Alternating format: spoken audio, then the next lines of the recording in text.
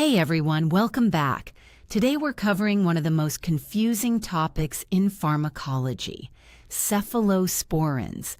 If you're staring at a list of cephalosporins and your brain is melting, the issue usually isn't your memory. You just need a better map. There are a lot of these drugs, and at first they can feel impossible to remember. The good news, though, is that there's a simple way to understand their basic spectrum of activity and organize them in your mind. Cephalosporins are grouped into 5 generations, and although there are important exceptions, drugs within the same generation usually share similar coverage patterns. Now, the diagram on the screen is definitely an oversimplification, but that's exactly why it's useful. It gives you a clear visual framework, a simple starting point before we dive into all the details. Here's the big trend. As you move from first generation to third generation cephalosporins, you generally lose some gram-positive strength, but gain broader gram-negative coverage.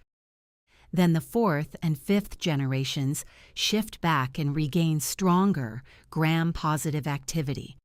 So let's go through it, generation by generation. First-generation cephalosporins have the strongest gram-positive coverage with only limited gram-negative activity. Think staph and strep. These are often useful for things like skin infections and surgical prophylaxis, like cefazolin. Second-generation cephalosporins start making a trade. They give up a little gram-positive strength in exchange for better gram-negative coverage, including organisms like Haemophilus influenzae and, for some agents, anaerobes. You can think of this generation as more balanced but less specialized. Third-generation cephalosporins continue that trend. They generally have less gram-positive activity, but much stronger and broader gram-negative coverage. Some, like ceftriaxone, can also cross the blood-brain barrier, which makes them especially important clinically. Compared with first-generation drugs, though, they're much weaker against staph. So this is really a shift in strategy. Fourth-generation cephalosporins, like cefepime, are different.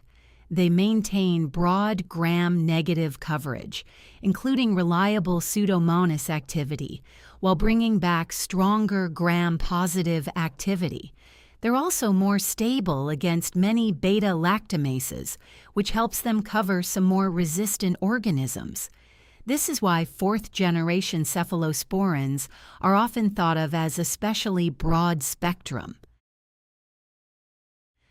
Fifth-generation cephalosporins are unique.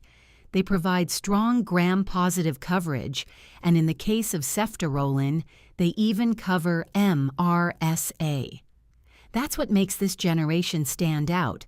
It pushes further back in the gram-positive direction, while still maintaining useful gram-negative activity. So if you want the big picture pattern, here it is. First-generation drugs are strongest on the gram-positive side. Second- and third-generation drugs progressively expand gram-negative coverage. Fourth-generation drugs broaden coverage while regaining stronger gram-positive activity.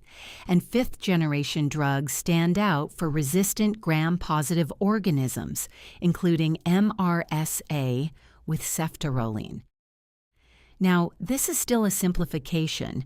Real-life antibiotic use depends on resistance patterns, specific organisms, and the clinical situation. But if you understand this overall pattern first, everything else becomes much easier to learn.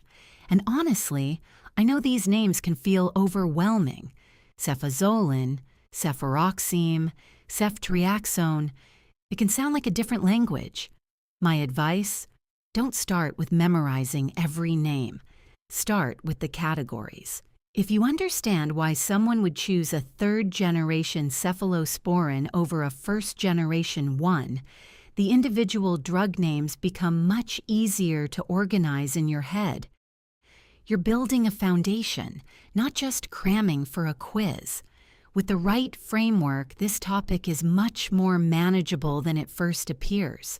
So stick with me, and by the end of this series, you're going to feel much more confident with cephalosporins.